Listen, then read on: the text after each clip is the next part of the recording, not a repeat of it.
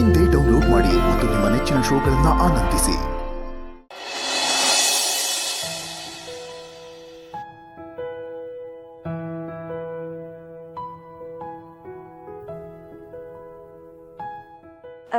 ನೋಡ್ದೆ ಅಣ್ಣ, ಇವಾಗ್ಲೇ ನಿನ್ ತಂಗಿ ಎಷ್ಟು ನಾಚ್ಕೋತಿದ್ದಾಳೆ.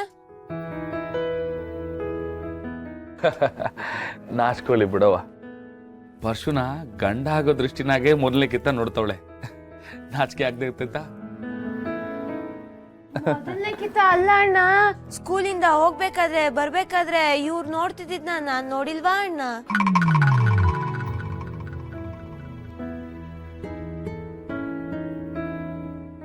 ಎಲ್ಲ ಇವಳ ಹೌದೇನವ್ವ? ಇಲ್ಲ ಅಪ್ಪಯ್ಯ, ಹಾಗೇನಿಲ್ಲ.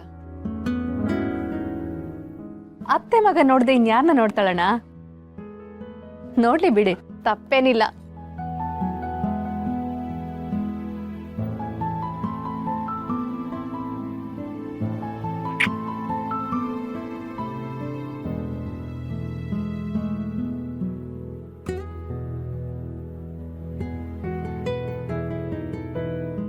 ನನ್ನ ತಂಗಿ ಅತ್ತೆ ಮಡಲನ್ನ ಸೇರ್ಕತ್ತವಳೆ.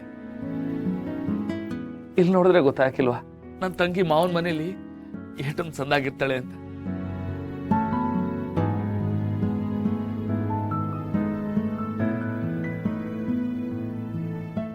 ಗಂಡನ ಮನೇಲಿ ಸುಖವಾಗಿರ್ತಾಳೆ ಅನ್ಕೊಂಡಿದ್ಯಲ್ಲ ಶಿವ.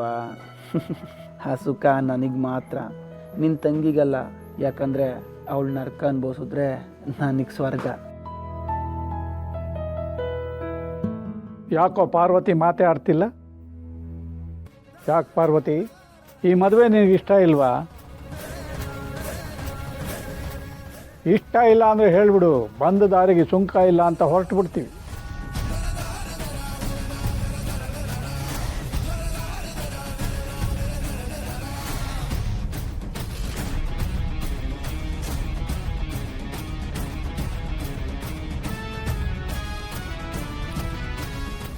ಖಂಡಿತ ಇಷ್ಟ ಇಲ್ಲ ಅಪ್ಪ.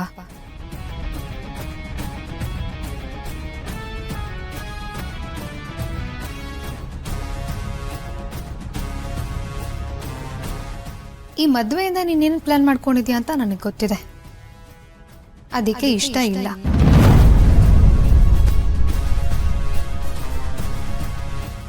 ಮದುವೆ ಅಂತ ಒಂದಾಗಲಿ ಆ ಶಿವಗೆ ಏನೇನು ಹಿಂಸೆ ಕೊಡಬೇಕು ಅಂತ ನಾನು ಅನ್ಕೊಂಡಿದ್ದೀನೋ ಅದನ್ನೆಲ್ಲ ನಾನು ಕೊಡ್ತೀನಿ.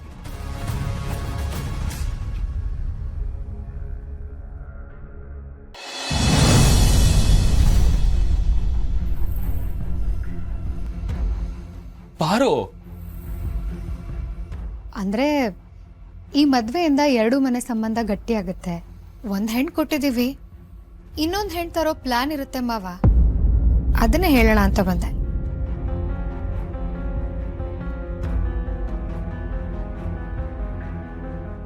ಮತ್ತೆ ಇಷ್ಟ ಇಲ್ಲ ಅಂತಿದ್ಯಲ್ಲ ತಾಯಿ? ನಿಜ ಹೇಳು ಪಾರು. ಅಯ್ಯೋ ಸುಮ್ಮನೆ ಇಷ್ಟ ಇಲ್ಲ ಅಂದಾಗ ರತ್ನನ್ ಮುಖದಲ್ಲಿ ಟೆನ್ಷನ್ ಬರುತ್ತಾ ಇಲ್ವಾ ಅಂತ ಟೆಸ್ಟ್ ಮಾಡೋಣ ಅನ್ಕೊಂಡೆ. ನಾನು ಹಂಗೆ ಹೇಳ್ತಿದ್ದಂಗೆ ಪರಶು ರತ್ನ ಇಬ್ರು ಉಸಿರು ಒಂದ್ ಕ್ಷಣ ನಿಂತೇ ಹೋಗಿತ್ತು. ಒಂಥರ ಪ್ರೇಮಿಗಳನ್ನ ಕಾಡ್ಸೋದ್ರಲ್ಲಿ ಖುಷಿ ಸಿಗತ್ತೆ ಅಲ್ವಾ ಮಾವ?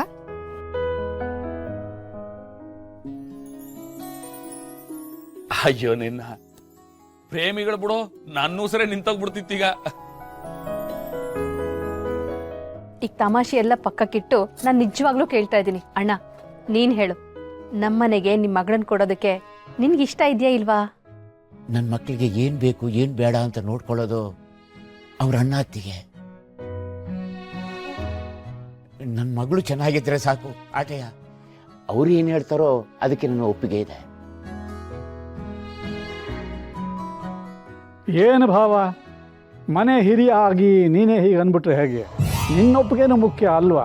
ಹಾಗಂತ ನನ್ನ ಒಪ್ಪಿಗೆಯಿಂದಲೇ ಎಲ್ಲ ಆಗಬೇಕು ಅಂತ ಏನಿಲ್ವಲ್ಲ ವೀರಭದ್ರಯ್ಯನವರೇ. ಮಗ ಸೊಸೆಗೆ ಎಲ್ಲ ಗೊತ್ತಿರುತ್ತೆ, ಆದರೆ ಈ ಮದುವೆಗೆ ನನ್ನ ಒಪ್ಪಿಗೆ ಇದೆ.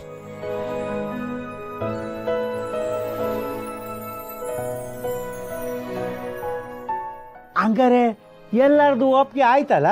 ಗೋಂಡು ಹೆಣ್ಣನ್ನ ಪಕ್ಕ ಕೂರಿಸಿ ಹೆಣ್ಣಿಗೆ ಹೂ ಮುಡಿಸಿ ಈ ಆಸ್ತಿ ನಮ್ದೆ ಅಂತ ಬುಕ್ ಮಾಡಿಬಿಡಿ.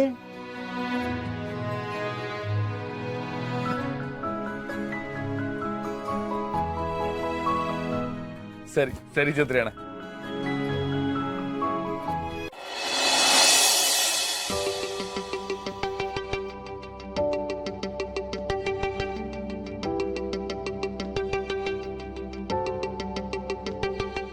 ಅಮ್ಮ, ನಾನು ಕೇಳೋ ಪ್ರಶ್ನೆಗೆ ಸತ್ಯವಾದ ಉತ್ತರನೇ ಕೊಡಬೇಕು. ಇಲ್ಲ ಅಂದ್ರೆ ನೀವು ಇಟ್ಕೊಂಡಿರೋ ಕುಂಕುಮದ ಮೇಲೆ ಆಣೆ.